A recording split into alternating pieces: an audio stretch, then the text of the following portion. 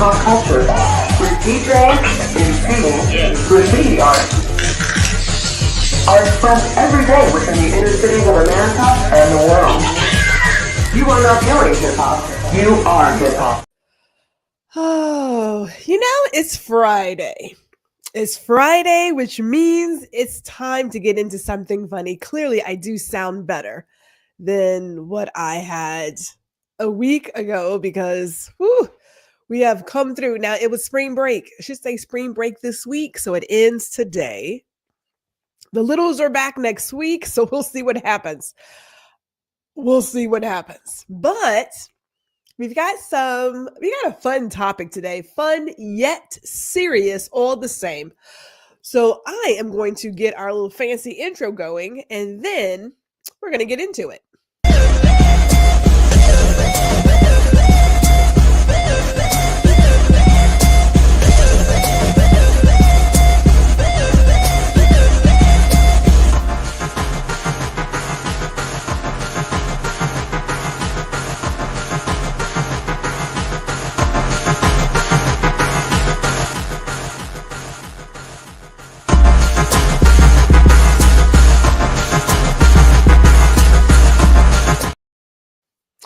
Hey, good afternoon.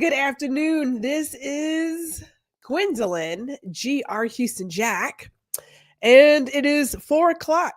4 o'clock? It's 4 o'clock. It's 4 o'clock Central. 5 o'clock Eastern, which means it is time for another episode of Girl, Listen. So, let me tell you, it's so interesting how some of these ideas come to you. I literally do sit down. Well, I shouldn't say sit. I drive a lot, right? I drive to Houston a lot on 45 South. And so I have all this time, 4 hours coming and going, and ideas just pop into my head. So this idea, Pootin and Tootin, it came to me some time ago, but it just didn't seem like the right time to talk about it. But today is the perfect day to talk about it. So what can I tell you? Now, we are streaming live to LinkedIn and to YouTube. If you're on YouTube, go ahead, hit that like button because, hello. And then I always thought to myself, you're hitting the like button before the show even starts. So hopefully you like it. I don't know. I can't, maybe you just like me. Maybe that's the deal. I'm not really sure. But let's get some hellos in here real quick. Shout out to my sister-in-law. What's going on there, sis? Jessica's here. My dear friend Aisala is here as well. My dinner partner, my compadre. Woo, this week, let me tell you really quick, people. Let me tell you really quick about this week. So, I'm getting older, which is a blessing, and I don't mind talking about it. I believe everybody knows we are in our perimenopausal state where that top half of me is always raging hot. I'm like on fire, burning up, and then my feet are freezing. I'm sure other women have the same thing. I'm certain of it, but it is the wonkiest thing. So my husband often comes into the home office and the AC is blasting because, it's like hot outside. But then I have a space heater on my feet because my feet are cold. I mean, it's just what it is. But when we're talking about today's topic, Pootin and Tootin. So yesterday I had my colonoscopy. Okay. I'm going to leave that for the end, but I'm just setting it up for you. And so if you have had one, throw it in the comments because you know what I'm about to talk about. I'm not going to go deep into all the details. Like, we don't want that kind of show, although I'm always up to share things because, Gwendolyn, her filter is kind of funny.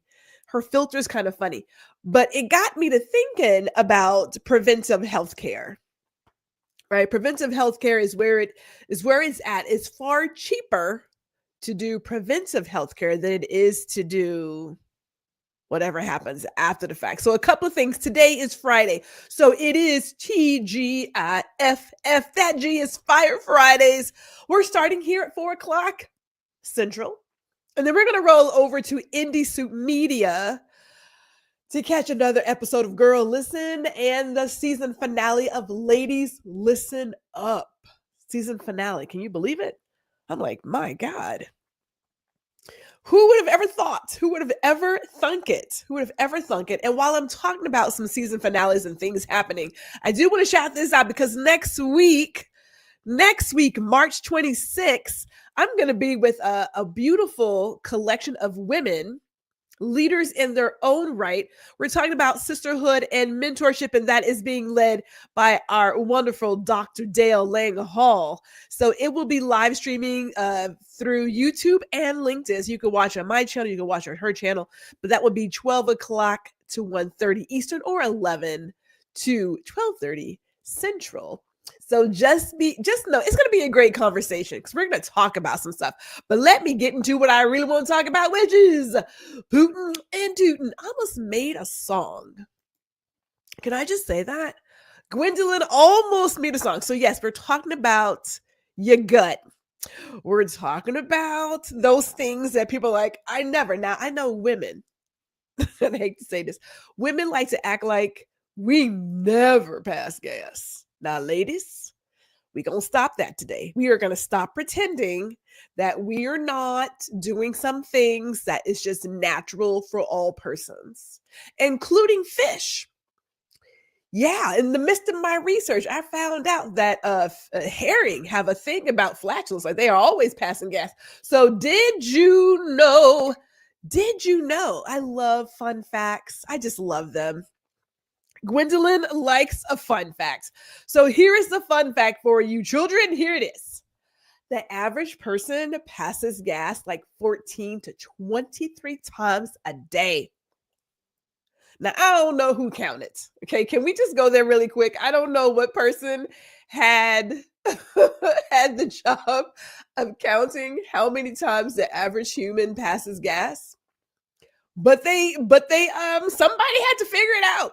So 14 to 23 times a day, you are letting a little air out. And this, it's just natural. It's absolutely natural. So don't feel bad about it. Now, most of this gas is odorless and it goes unnoticed. Now, I want to stop right there. I want to stop because I know some of you, and we're just going to keep it real here. I mean, like, come on, we're all adults, but it's the silent ones that be killing us, right? It's the silent ones. You know what I'm talking about. The ones that you're like, let me go for a walk. When you're at the office, you're like, I'm gonna go for a walk outside because it's that, like, it's built up and you're like, I just need to get this out. Yeah, those are the ones that you don't hear that just sort of slide on out. You're like, whoa, what was that? What was that? And I know our family dog, Dusty, man, that pup, that dog, woo, he'd cut all the rugs. I mean, it must have been blocks of cheese that he was letting go. But every single animal, fish, cows, they all do it. And termites are notorious for their gas. It carries a lot of methane. Again, I don't know who studies this stuff, but this is the fun part of science, right? Also know that the majority of the gas is made up of harmless compounds like nitrogen, oxygen, carbon dioxide, hydrogen, and sometimes methane. Only about 1% of it contains sulfur compounds, which is responsible for the smell. Okay. Again, the joy of being the scientist. Who would have ever thought that that's the conversation? You're like, mother, I want to study people passing gas because that's where it's going to be. Now, when gas is released, it can travel at a speed of about 10 feet per second or roughly 7 miles per hour. Again, I don't know who discovers this stuff. I have no idea. I have no idea who discovers it. I do know this, that even though you say, hey, I'm going to walk and do this, it's behind you. So somebody's getting the impact. Somebody is still getting that little oomph of whatever that is there. So what can I tell you? Now, let me get back to it because I know, again, women feel a little funny about having the conversation, but we got to have the conversation. This is about our health. It's okay to talk about your health. And the more we do it, the better off we will all be. So let me get just a tad A task specific. Now, there are some gas producing foods. If you're asking yourself, hey, don't do this, don't eat this on a first date, and yada, yada, yada, then this is it. I know when I talk to my clients before they come in for their photo session, I tell them don't do anything that's carbonated, right? So no champagne, no sodas, nothing like that, because it just bloats you up. But beans and lentils, these legumes contain complex carbohydrates and fibers that can be tough for your gut to break down completely, leading to fermentation by gut bacteria. Now, I love a good bean dish. Gwendolyn loves a really good, I make a really mean bean soup. Ooh, y'all, like when I say mean, you were scraping your bowl. And because my husband loves me the way he does, he's okay. I don't know if he's really okay. Let me not say it like that. Maybe he's used to it now because I just do it. But I am quick to tell Mr. Jack, hey, I'm feeling kind of gassy this evening. Just giving you a heads up on what might be going down tonight. Just so you don't, just so you're aware. Right now, Mr. Jack does not give me any heads up, just in case you guys didn't know. No heads up, but these are natural things. These are natural things we just have to be aware of. As Aisla says, someone is getting the impact. Good thing I'm always walking the dog. Hey, I'm not gonna lie. I've done that. Let me go outside real quick and just walk around the building because it's like it's gotta go someplace. It's gotta go. So hey, that's just what it is. Then you've got so the vegetables, was that the cruciferous vegetables? Broccoli, cauliflower, cabbage, and Brussels sprouts are high in raffinose, a sugar that can cause gas during digestion. Not only do they cause gas during digestion, them suckers smell the worst when you heat them up. We had a colleague who loved Brussels sprouts, and he brought them to work once and he heated them up like in the little microwave bags. It was the funkiest thing ever. I was like, bruh, don't ever bring that back. Don't bring cauliflower. Don't bring fish. Don't bring Brussels sprouts, and don't bring broccoli. It smells, okay? Cabbage barely gets through, but Brussels sprouts, oh my God. Oh, I was like to somebody, and then you're like, oh, that's his lunch. God. Yeah. Them suckers will have you all kinds of passing gas, real talk. And it's just what they do, right? You'll get some smelly things going down that road, but it's good for you though. Veggies are not, no, they're not, Jessica.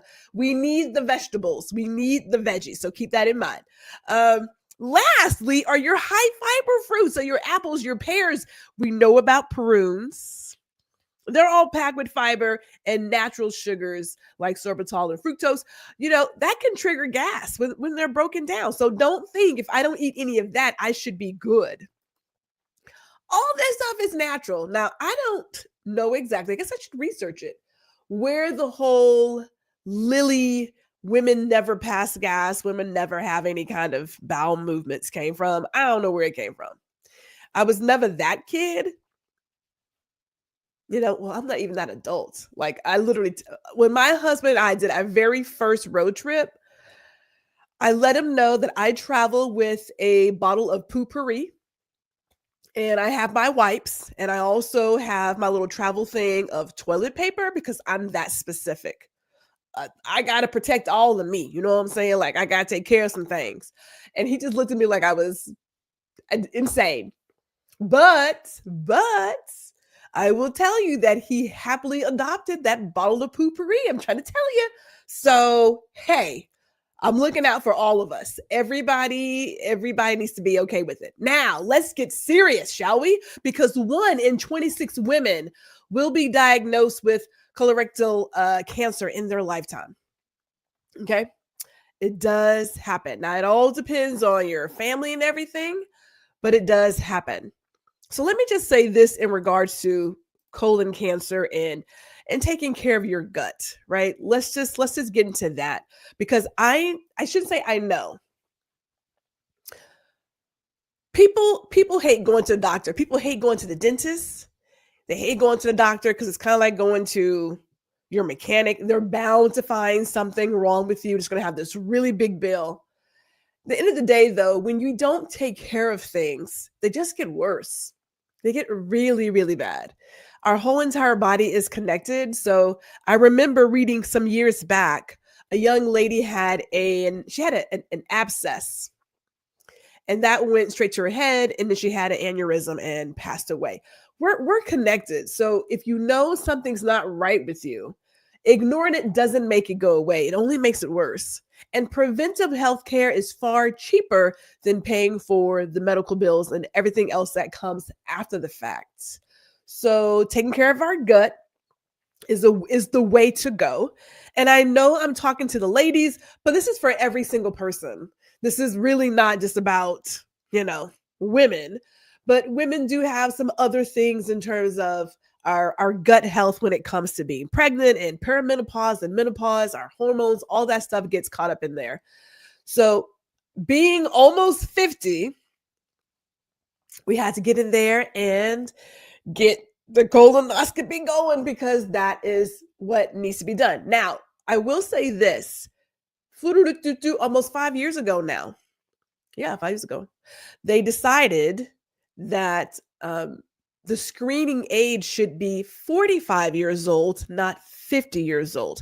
The problem that happened to me is that my insurance company had not adjusted it based on what the Cancer Society was suggesting. And I was like, look, I have my flex spend it don't roll like that. So we did not, myself and I, we did not get our colonoscopy 5 years ago. So lucky for me, I am fairly healthy. My insides also proved it. And so we are here today to talk about some things. So what can we do to have a healthier gut, right? If you know that colon cancer runs in your family, then by all means, you want to be screened far sooner than 45. As I was talking to the doctor and some other persons yesterday at the hospital, they are finding that they are getting younger and younger patients who are coming to them with the prospect of having colon cancer. So the sooner you look into some things based on your family history and your lifestyle, the happier you and your gut will be. So trust that. First things first, a fiber-rich diet is going to help you. So if you get a lot of grains, fruits, veggies, like legumes into your meals, fiber helps regulate digestion, prevents constipation, and reduces the risk of colon-related diseases. And women should aim for at least 25 grams of fiber a day. I don't believe I get enough fiber. I eat a lot of beans and stuff, but I still feel like I'm not getting it. I don't mind telling you, Gwendolyn likes her little 3 glasses of Metamucil. I got to make sure that this gut stays together. You know what I'm saying? Like a lot's going on up in here. So I just figure if I'm not getting enough, then I need to get a supplement to make sure that I get enough. That's just how. And I don't know if we will ever truly eat all that we have to eat. I mean, I'm sure there's somebody who does, but that's a lot. You can get all your apples and things, but keep in mind, all those apples and pears and things, they still have a lot of sugar in them. So even your natural sugar can go against you. Everything in moderation. But talk to your doctor, because I've talked to mine. So just make sure that I'm letting it know, hey, my doctor, we have had a conversation, so be advised. But I don't mind telling you that, yeah, I take Metamucil. Jess says, my PCP said, her primary care physician. Sorry. When you use acronyms, but yes, her primary care physician said younger people are ending up with cancer and heart disease. Yeah, I was so shocked yesterday when they were telling me this. And we're not talking like 30s. This guy said there was a kid in there who was 28. And I know I said kid, 28 is young to me, but there's got to be change in lifestyle. Maybe they're not as active as we were when we were kids. We played outside. We ate a lot of things. Perhaps the food we're eating is not as natural as it should be. I don't know, but we are seeing some different numbers. That's because so much U.S. food is what? Yeah, girl, I eat a. Now some of this is my great aunt, my mother's aunt. So my great aunt, she lived to be 99 years old, 99.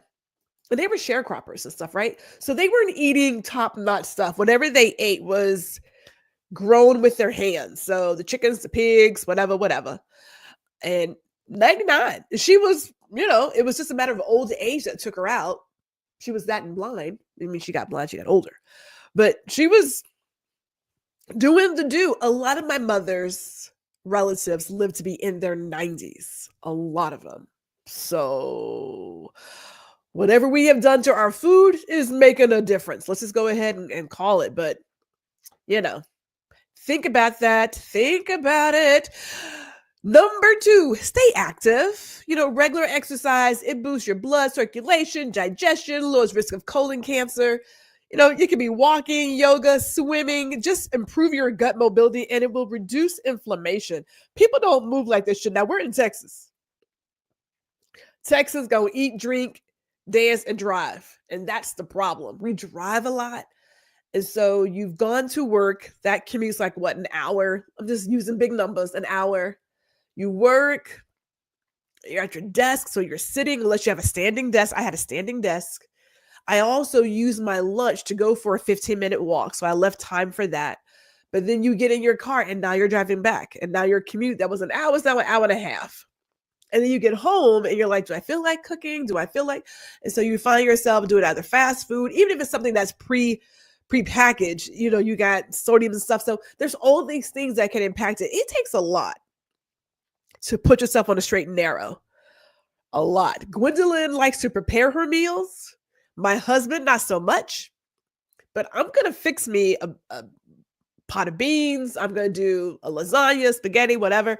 I will do my fish, brown rice, and veggies. And getting him to eat veggies is a lot. Getting him to eat the brown rice, we have come a ways. But it's work. It's constant work. So I get it. But not everybody is going to make even, those sort of decisions. So just staying active after you've worked all day, you come home, you're like, great. Now do I want to really cook again? And I know that sounds like excuses, but these are legit excuses that people have used as to why they're not eating the way they should or moving the way they should. You got to be committed to the movement. Got to be committed. Here's our last one. Drinking enough water is key for proper digestion and nutrient absorption. Hydration supports the movement of waste through the colon and helps prevent issues like constipation. I have never been constipated. I know you're like, Gwendolyn, ain't nobody asked you that, but I'm telling you. And I eat a lot of cheese. My husband's like, you're eating a lot of cheese, lady. Gwendolyn likes her meat and cheese with a little glass of wine and some crackers and some olives and some honey and all the fixins. I like a good charcuterie board. You know what I'm saying? But I also get in my necessary amount of water for my body, right? So I do enough for Gwendolyn to stay hydrated, enough to stay hydrated. That's what I do. So all of this moves the way it should. You know what I'm saying? If you are straining, check it. That could pose some problems for you. You might want to check that. just say it. You're making me hungry. I like a good charcuterie board.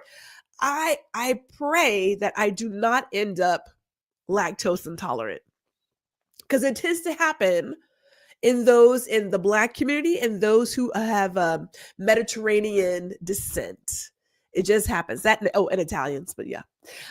So my auntie ended up being lactose intolerant. My father not. And that's about it so far. So I'm just like, I don't want to go down that road because the sister loves some cheese. I love some cheese. I love some ice cream. I love all the things. I'm sure I can make life work if I had to, but I'm thinking if I eat more of it, then maybe I should be okay. Like, isn't that the way it works? Which I did not expect from this conversation. I know, right? The Pootin and Tootin, what can I tell you? But that, you have to have food to get there. So, or I mean, you could just have like soda and stuff and still get a lot of gas in your gut. She said, now I want a charcuterie board and some wine. Well, Gwendolyn don't eat. If I'm going to talk about anything, I'm going to talk about food, right? But in a good, healthy way, So let's talk about real quick about this colon cancer, because I want to go into that. Oops, hold up. So like I said yesterday, I had my colonoscopy. It was really quick. And I was down for the count. So here's a thought. And my mind goes to crazy places. So please forgive me. This is not morbid. It's just where my mind goes. But you sign all these papers to have the anesthesia, and they weigh you to make sure that they get the right amount of medicine to match your body. They also gave me a pregnancy test. Now, I told that lady, she was like, well, when's your last menstrual cycle? I said, ma'am, we are perimenopausal. That heifer come whenever she feel like it. Sometimes she's 2 weeks. Sometimes she's 30, 40 days, And she was like, oh, I need to give you a pregnancy test. I said, no, that ain't it. That is not it. So they give you this test anyway. There's barely any urine in me because I haven't had anything to drink for like forever, but I got something for them to test. And of course it comes back negative. I told her that. Perimenopausal, okay? But anyway, so you're going through all of this and you sign these papers about your anesthesia. And I think to myself, well, if I go to sleep, nobody knows that. Well, I don't know that I'm not waking up because, well, it's over. I mean, everybody else knows, but like, you just don't know. Like, you literally close your eyes and you're done. Isn't that, I mean, I know that's an awful thought. I'm sorry. So sorry. This is where my mind goes. Because my mind was like, okay, well, as they say, you're going to have the really best sleep in your life. And I remember that young lady taking a little vial. She put in the IV. I think I blinked once. I think I did. And then I woke up and I was like in this recovery room, a whole set of time just missing. And I have had my fair share of surgery, so I'm not surprised by it. It still kind of gets me. But you think to yourself, if I close my eyes, take it. When I close my eyes, I may not wake back up. Oh, then there's that, right? Of course, my mind starts going places. But this is what Gwendolyn thinks of. Here's my point to all of this gut talk. If you are of age to get your colonoscopy, then go ahead and schedule it. 45 is the new age. 50 is still a good time to get it done because, like I said, I'm almost 50 and I got mine done and I got a clean bill of health. And it wasn't curvy. I learned yesterday that as you get older, and you may have some problems having your regular movements. If you're constipated, it makes your colon and intestine stretch like a balloon and it gets all curvy inside. It gets all wonky. The things that doctors tell you, these are my conversations before I go in for a surgery, God bless, or I should say procedure. So yeah, I thought, wow. She's like, do you have a straight colon? I said, I don't know. I'm sure you'll tell me when we're done with all of this. And yes, Gwendolyn has a straight colon. So there you go. The more you know, the more you know. So get your colonoscopy if you haven't done it. If you are, if you're a person who is single, and this is serious, you need to have a friend who's going to drive you back because you can't operate anything. And as Issa and I were talking earlier, you also can't make any major decisions when you have anesthesia in your system because, now I slept all day. I didn't say anything loopy, but Gwendolyn slept all day. I had a little bit of breakfast and I went back to sleep for like another, 5, 6, 7 hours. And then I think I had dinner.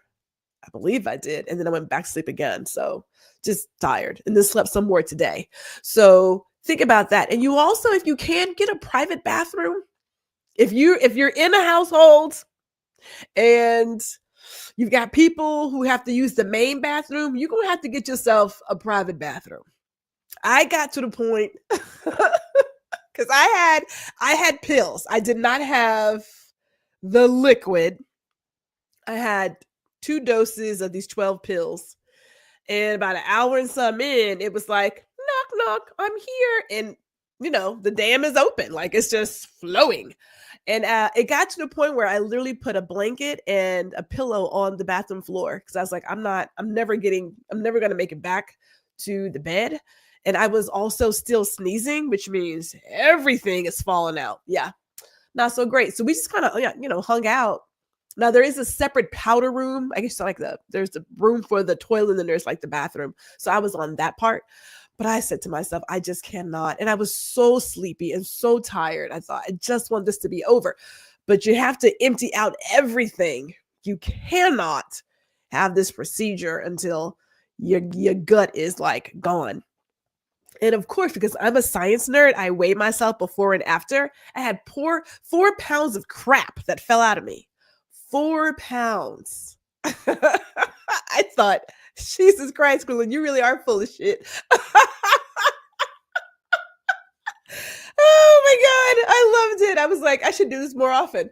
Aisla says, that's 100% true. You have a friend drive you, and you don't make any plans for that day and keep the next day light. Yes, because you're not gonna get anything done. I'm telling you right now, that anesthesia, that sucker will take you down. So just be, and only talk to people that you trust. That too. That also. And yeah, Jessica, you know what? Some of these gassy jokes and these flatulent jokes, you can't make this up. But it really is. I mean, I weighed myself 4 pounds, people, and I got up getting ready for this procedure. And I was like, holy smokes, I'm so thin. Yeah, a girl had a lot of junk in here. You know, you got to get it. So I thought, wow, this is interesting. I don't believe it's healthy to do that every month. Clearly, probably not. But don't they have like a procedure where you can go in and like get a flush like every month or something? Doesn't that exist? I should probably research that. I should probably research it. Okay. Let me focus on the task at hand. The task at hand is this as I wrap this up because I'm enjoying ginger ale. They did say I had to wait 24 hours before I had a glass of alcohol. And, you know, Gwendolyn freaked out. I didn't take my allergy medicine. I didn't take my nasal spray. I didn't want anything in my system to react with the anesthesia. So we have had nothing. I am sipping on right now ginger ale. These are only bubbles. And I just talked about having gas, but I don't have gas right now. But anyway, so March 26th, 12 o'clock to 1:30, we are doing sisterhood and mentorship. It's going to be a great roundtable because real talk, community is where it's at. I am thankful for my friends, Aisla and Peggy. I am thankful for them. I'm thankful for my sister. We need this camaraderie to move ourselves forward. Nobody gets through this journey of life alone. Not one person. Not one. If anyone ever tells you I did it by myself, they are awful, awful liars. You did not. There is always somebody out there who has helped you, is helping you, will help you. So we want to talk about sisterhood and mentorship. And yeah, it's going to be a great conversation. So look for more details about that coming because it's next week. So excited. So excited. But let me tell you, as Gwendolyn wraps this up and you're thinking, now what do I need to get get your daily checks, right? Get all the checks. I've been having mammograms since I was 18 years old. Okay. This is it's easier to go ahead and get stuff done versus waiting until you get some other call. So don't wait until the pain starts. I want to thank you all for tuning in. If you have not hit that like button, share this with somebody. We really do have some great info here because I am about people being healthy and do what they can do to make sure that they have, as long as a life possible, right? Because this is where we are. The world needs your genius. With that, because I believe I have everything figured out. Oh, wait a minute. One more thing. We got Small Biz Bites coming back next month. I am beyond excited about that. Stay tuned for more details about that one. But until then, have a good weekend. Stay safe. And don't feel bad about passing a little bit of gas because everybody does it. Even the fish and the termites. See you guys.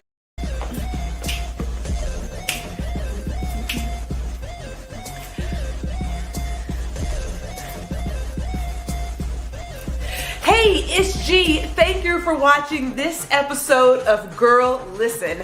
Be sure to catch me every Friday at 4 p.m. Central, 5 p.m. Eastern. And while you're here, I cordially invite you to like, share, and subscribe to my YouTube channel. See you all next week.